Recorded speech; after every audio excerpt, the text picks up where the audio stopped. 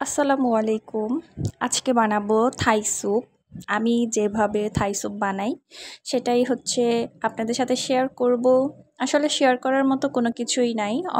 Thai soup সবাই পারে মোটামুটি। তবে আমার ইচ্ছা হলো আপনাদের সাথে শেয়ার করার, এজন্য শেয়ার করছি। তো প্রথমে একটি প্যানে আমি কিছু চিকেন দিয়েছি। চিকেনটাকে আমি লম্বা লম্বা করে কেটে নিয়েছি। এরপর আদা কুচি দিয়েছি, তারপর চিংড়ি মাছ দিয়েছি। এখন দিয়ে দিচ্ছি হচ্ছে 2টা ডিমের কুসুম। আর থাই স্যুপে কিন্তু শুধু ডিমের কুসুমটাই দিতে হয়। তো এখন দিয়ে দিচ্ছি কর্নফ্লাওয়ার। এখানে আমি 2 চা চামচ কর্নফ্লাওয়ার দিয়েছি। তারপর দিয়ে দিচ্ছি হচ্ছে গোলমরিচের গুঁড়া। আর হচ্ছে বাসায় থাই স্যুপ বানালে সেটাতে কিন্তু লেমন গ্রাস বা হচ্ছে থাই পাতা দিতে হয়। তো আমার কাছে ছিল না, এজন্য আমি দিতে পারিনি। তবে থাই পাতা দিলে কিন্তু থাই স্যুপটা অনেক বেশি মজা হয় আর খুব সুন্দর একটা ফ্লেভার আসে। তো যাই হোক, এরপর দিয়ে দিচ্ছি টমেটো সস আর হচ্ছে সয়া সস। এখন দিয়ে দিচ্ছি হচ্ছে চিলি সস। তো আমার হাতের কাছে যা যা ছিল সেগুলো দিয়েই কিন্তু থাই স্যুপটা আমি রান্না করেছি। দিয়ে দিচ্ছি স্বাদ মতো লবণ। এখন দিয়ে দিব একটু মরিচের গুঁড়া। তারপর দিয়ে দিচ্ছি একটু লেবুর রস। তো এটাতে আমি অল্প সামান্য একটু হচ্ছে আদা রসুনের পেস্টও দিয়েছিলাম, মানে সামান্য একটু।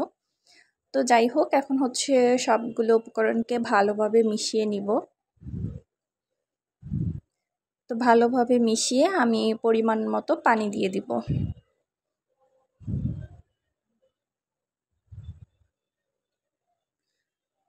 তো খুব ভালোভাবে মেশানো হয়ে গিয়েছে, এখন আমি পানি দিয়ে দিচ্ছি।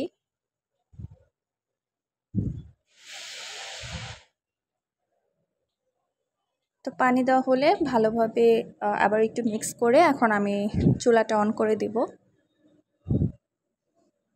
তো চুলা অন করে আমি বেশ অনেকক্ষণ রান্না করে নিয়েছি। আর এটা ফোনে হচ্ছে কালারটা বোঝা যাচ্ছে না, তবে এটা অরিজিনাল যেই থাই স্যুপের কালার হয় প্রায় ওরকমই হয়েছে।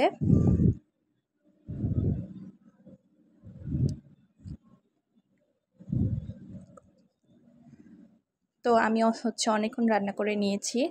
আর চিকেন, তারপর হচ্ছে চিংড়ি মাছ, এগুলো সব সেদ্ধ হয়ে গিয়েছে, প্লাস হচ্ছে থাই স্যুপটাও একদম রেডি হয়ে গিয়েছে। আর এই যে স্যুপটা একদম রেডি।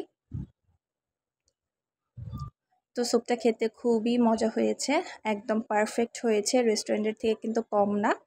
তো বাসায় এভাবে বানিয়ে খেলে কিন্তু বেশ ভালোই লাগে। আল্লাহ হাফেজ।